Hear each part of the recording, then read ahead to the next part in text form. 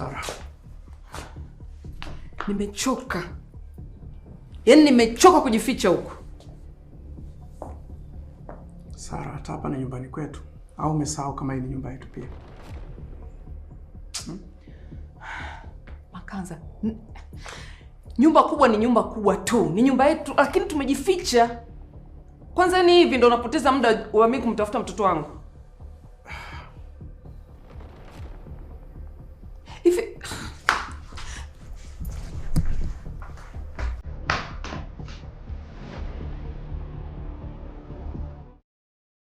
uko sahihi, maneno unayoongea yana maana kabisa, sio kwamba nakupuuza,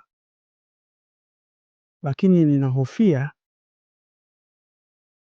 kutengeneza tatizo juu ya tatizo, mke wangu. Hapa tulipo akili zetu zimestack kwa ajili ya kumtafuta binti yetu kipenzi Fiona,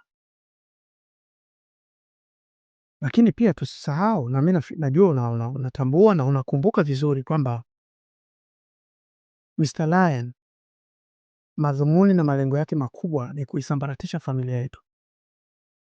Ndio maana mimi nikadhani kwamba ni busara kuitoa familia hapa kuitoa familia nyumbani na kuipeleka mbali zaidi kwa ajili ya security, lakini pia ili tupate nafasi ya kumtafuta tena binti yetu kwa umakini na tuwe na muda wa kutosha kufanya hivyo. Tupate pia muda wa kutosha kumdefeat Mr. Lion. Ile ndo lengo langu. Mimi na wewe tuko pamoja, yani nashinda tu kunielewa mke wangu.